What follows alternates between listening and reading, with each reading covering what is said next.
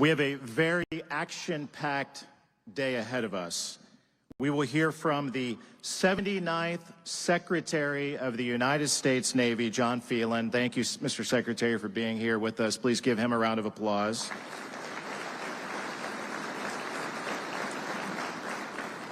The Chief Technology Officer of Palantir and one of the leading voices for reviving the American Defense Industrial Base, Shyam Sankar, is here with us today. We're going to hear from him. One of our nation's leading investors in defense technology, Thomas Toll, is going to join us for a discussion. We have defense tech innovators and industry leaders from all over Indiana, from Silicon Valley and around the country who have come to the heartland of America, Fort Wayne, Indiana, to be a part of this great day. And we're going to kick it off here in a moment with my friend, the great Secretary of War, Pete Hegseth. How about that? What a great way to kick off this great day. I'm really excited about this. It's not in my notes to do this, but I want to thank all of the members of Team Banks. They make me look good. They do all of the hard work. I just show up and read a speech. But they're the ones: David Keller, my Chief of Staff; Tanner Spencer, my State Director; Chris Crabtree, so many others; Adam Lemon and Jeremy Hayes, my defense guys in Washington; Jessica. I'm missing a bunch of their names, but ladies and gentlemen, we have the best team in the business, and they don't serve me, they serve Indiana, and they do it better than anybody. So thank you, Team Banks, for all of your hard work and for what you did to make today possible. Please thank them.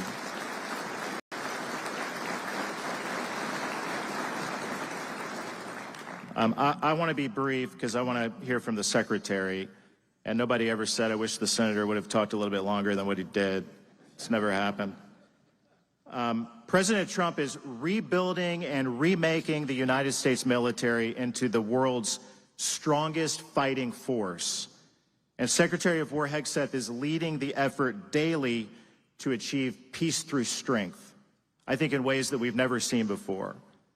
Thanks to these two leaders, we are confronting China, securing the border, rearming our military, and building a made-in-America economy. The America First policy means that we want America to be the most prosperous and secure country in the world, and that average working-class Americans share in that prosperity. Within 6 months, Congress has delivered on this promise with the One Big Beautiful Bill that has $150 billion in new defense spending. That includes $25 billion for the Golden Dome, $29 billion for shipbuilding, and $23 billion to resupply munitions and strengthen our supply chain. Between defense reconciliation and the funding for Indiana in the NDAA, we are going to play a huge part in the modernization and rebuilding of America's military. Whether it's satellites, hypersonics, sonobuoys, or aircraft engines, Indiana is the leader in so many areas that support our military, and Indiana's role and significance is only going to grow stronger in the years to come. Secretary Hegseth is the right person for the job at the right time. He has turned around recruiting and retention in the military after a disaster over the last 4 years. He's fixing defense acquisition, and he recognizes how important Indiana is, and I'm really honored that he would come all the way to Fort Wayne, Indiana, to be a part of this event today. I want to talk about Indiana and the Defense Industrial Base for a moment. Indiana is home to some of the brightest minds working in national security. We have top engineering schools and industry-leading hypersonic hubs at places like Crane. Where's Phil Smith? Crane, thank you for what you do. At Purdue, yeah, thank Crane is the crown jewel of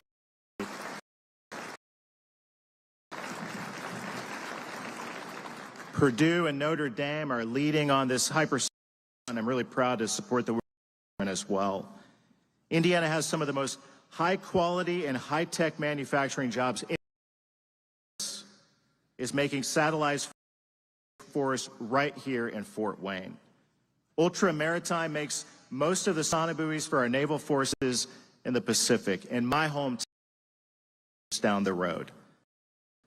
Rolls-Royce alone employs 500 Hoosiers and has invested over $1 billion in the past decade in its plants in Indianapolis and elsewhere.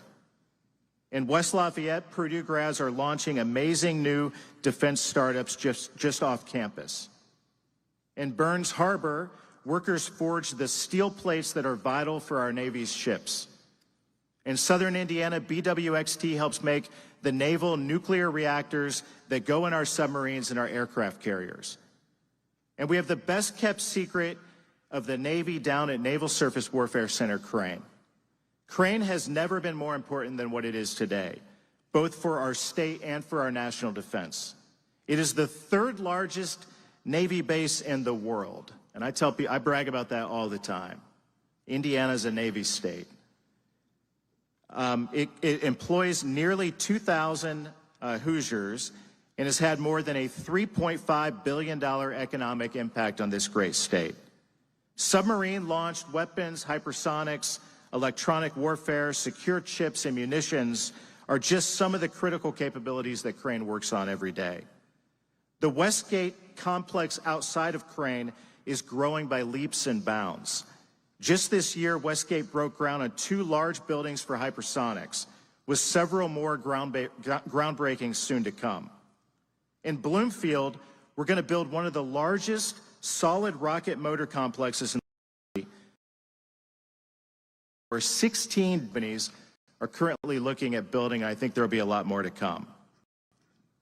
Look, this is the 4th annual Defense Summit, but my first time as your United States Senator, before serving as in the House of Representatives and the first member of Congress ever from this district to serve on the House Armed Services Committee, and now I serve on the Senate Armed Services Committee. And my number one priority, my top priority, is our nation's security. Our first order of business on that committee, I'm very proud of. The first thing that I got to do in the United States Senate on the Armed Services Committee was to confirm our great Secretary of War, Pete Hegseth. Our next order of business was to help President Trump pass the One Big Beautiful Bill, which included critical wins for our nation's defense and for Indiana. As I already said, $7.2 billion for military sensors under the Golden Dome program, significantly boosting the deployment of hypersonic tracking satellites, such as those built at L3 Harris. $400 million to accelerate the Mach TB hypersonics testing program, and over $500 million for secure DoD microelectronics, heavily tied to Crane, who is a leader in both of those areas. $2 billion for development of nuclear sea-launched cruise missiles. Much of the development and testing for this new cruise missile will happen at Crane. That's all a part of what we fought for and got into this year's NDAA. $80 million for sonobuoys, critical for anti-submarine warfare, and more than half of that is going to be made in Columbia City. $310 million to accelerate the future long-range assault aircraft with engines that are made in Indianapolis. The NDAA requires the Pentagon to report back to us how it can move ship component production from the coast to the Midwest. I was proud to fight for these wins.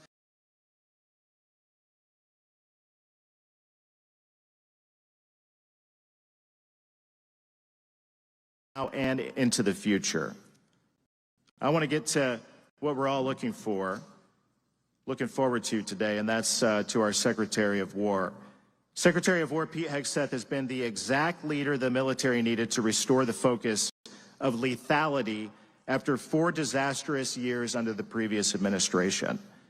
Under his leadership, Secretary Hegseth has ended wokeness and DEI in the military and brought back the warrior ethos. Nothing could be more important than that, and in a short period of time, that's what the Secretary of War has done.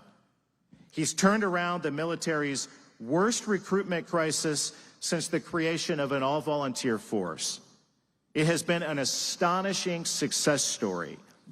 This year, the military service's far exceeded their goals for new recruits and more troops than ever because these men and women decided they wanted to serve our country and were inspired to do that by our Commander-in-Chief and our Secretary of War. Secretary Hegseth made game-changing reforms to defense acquisition, some of which he announced